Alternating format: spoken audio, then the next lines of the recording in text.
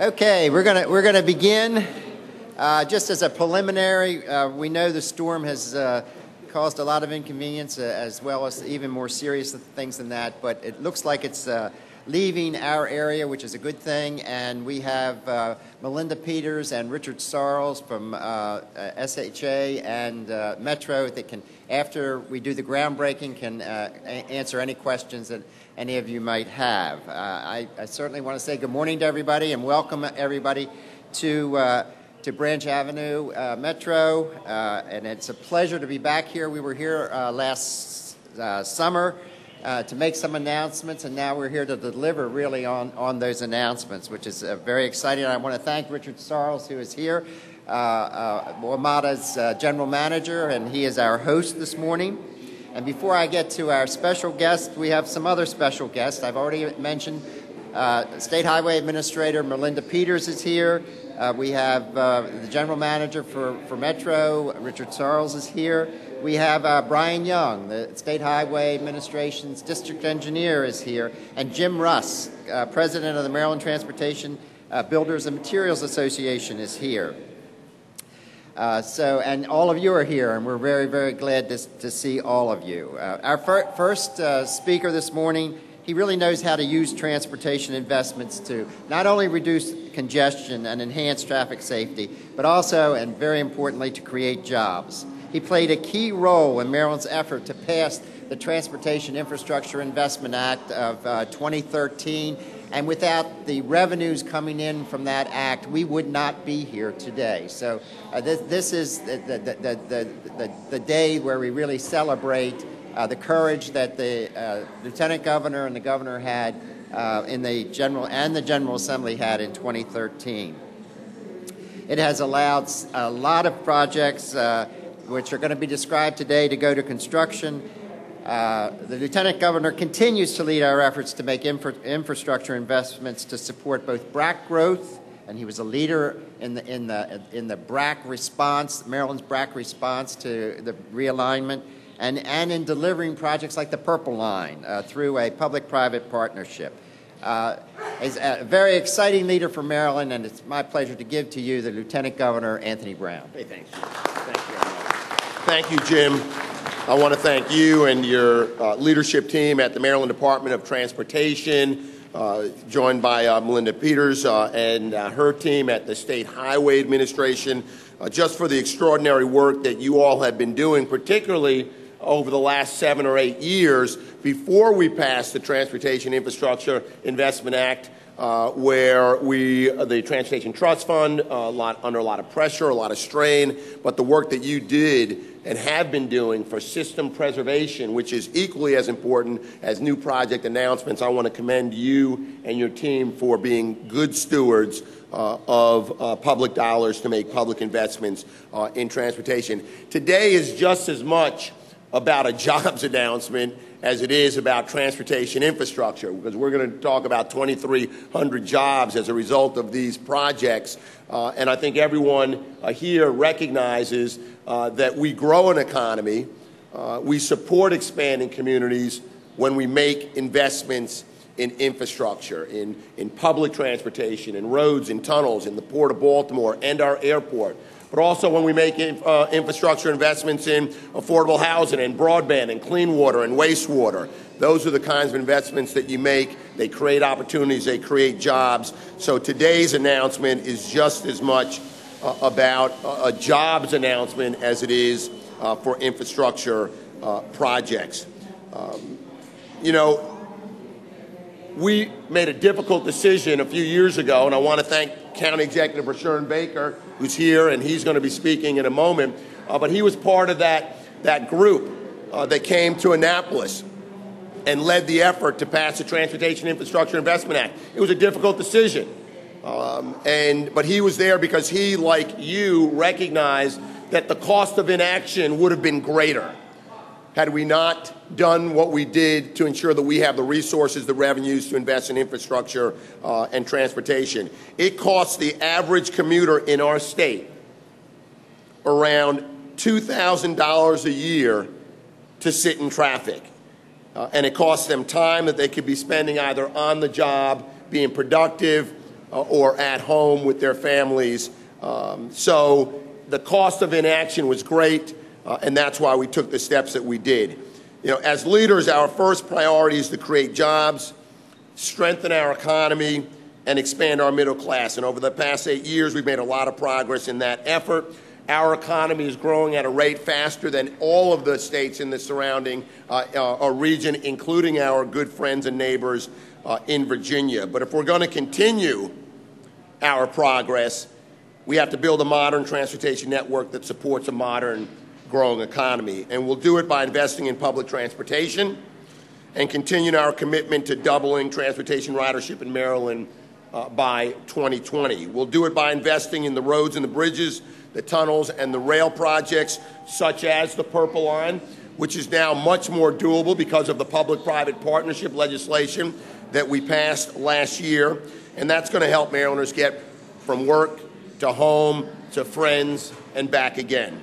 So today we're here to announce an important step forward in that effort, investing $250 million in 7 transportation projects this year throughout Prince George's County. Today we'll break ground on one of those projects, a $37 million investment to improve access here at the Branch Avenue Metro Station. And this is one of the several phases that we undertook in order to increase access and capacity here at the Branch Avenue Metro. It's going to make it easier for residents to drive, walk, and bike here, and I'm particularly excited about the pedestrian access to the Metro Center, connecting the surrounding community to Metro by foot. With these projects, we're going to create more than 2,300 local construction jobs. I'm also excited to announce that this investment includes $10 million for 4 new projects that I'm going to mention without going deep. We're going to ease congestion around Joint Base Andrews, supporting a community that has seen more jobs as a result of our BRAC expansion efforts.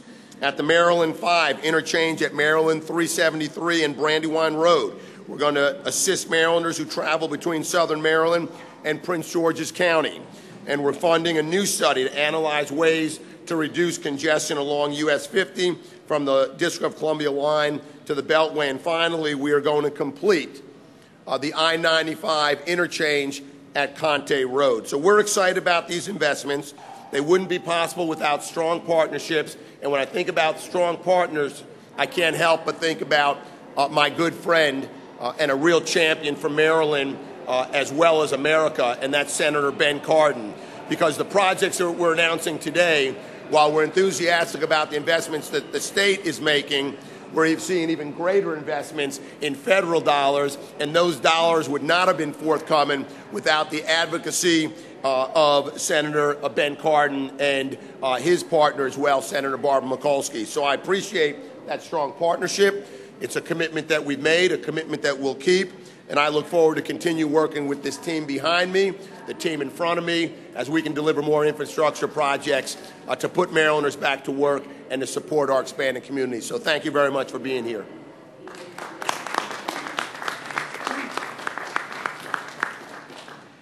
Thank you very much, Lieutenant Governor. There's a lot of excitement about this, and we've been joined by 2 more elected officials. We have Capitol Heights Mayor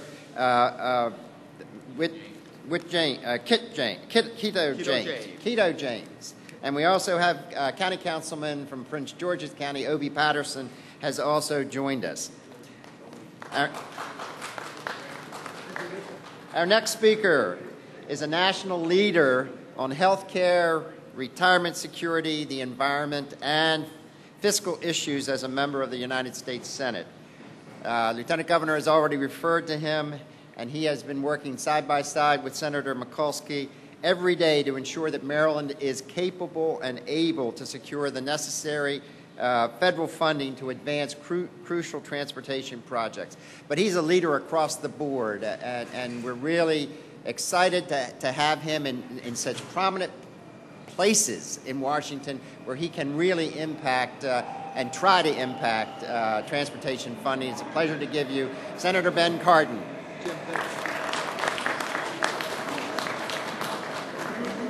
First, let me thank Jim Smith for his continued leadership in the public sector. What he has been able to do is put together a strategy for Maryland in transportation, which has effectively delivered the type of projects you see today.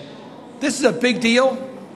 There's not too many places in the country where they're announcing new construction, new roads, new transit-related development, but we're doing it in Maryland. We're doing it in Maryland because we have the leaders in Maryland that took the steps necessary so that Maryland could move forward on its transportation programs, so they understood how important it was for the quality of life in our state. Lieutenant Governor Brown talked about pedestrian access to transit. This is about quality of life.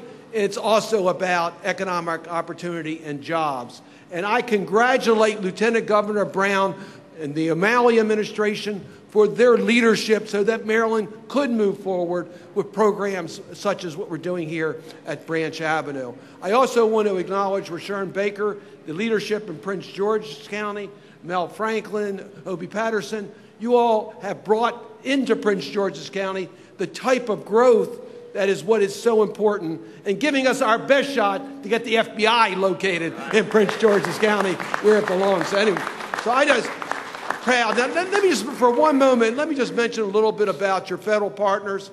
I'm proud of our federal delegation. Senator Barbara Mikulski, my colleague in the Senate, Congresswoman Edwards and Congressman Hoyer. The four of us have worked hard on the federal partnership because it is a partnership. As Lieutenant Governor Brown announced, of the $37 million that goes into Branch Avenue, $30 million is federal funds. If you didn't have the state funds, you couldn't get the federal funds. And most states don't have the state funds, but we do in Maryland. So we can take advantage of these opportunities. Some good news.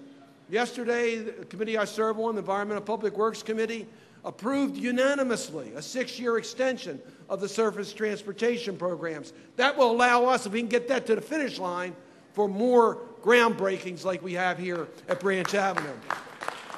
And as I told Jim Smith, next week, I believe we will send to the President the Water Resources Development Act that will take care of a lot of the water transportation issues for Maryland. So this is some good news at the federal level, but we couldn't do it without the extraordinary leadership of the state.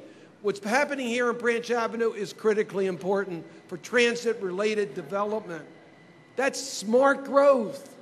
And as Lieutenant Governor said, this is all about jobs and job opportunity. But we're also taking cars off the street, helping energy policy, helping our environment. This is a win-win situation. And I'm proud to represent the United States Senate. Thank you.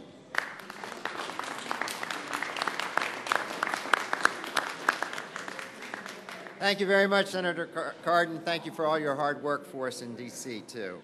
You know, I had the honor of joining our next speaker as he unveiled a very comprehensive strategic plan to target infrastructure investments around existing transit stations here in Prince George's County. For transit-oriented development to work, the local government must lead, and County Executive Baker has proven time and time again that he knows how to lead. There are 5 transit stations in Prince George's County that are in the beam of County Executive Baker's eye for TOD, transit-oriented development. He's kind of the Mr. TOD himself. I'm proud to give you a county executive from Prince George's County, Rushern Baker.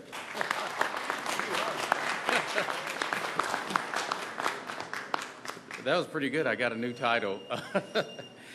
First of all, let me thank the O'Malley Brown administration for their support and for getting the money in. As the Lieutenant Governor said, we wouldn't be standing here today had it not been for the push to actually get the funding in for the transportation infrastructure money that's needed. One of the things in former County Executive Jim Smith and current Secretary Jim Smith, the thing that we understand as executives of counties is you can't create jobs and economic development without transportation funds.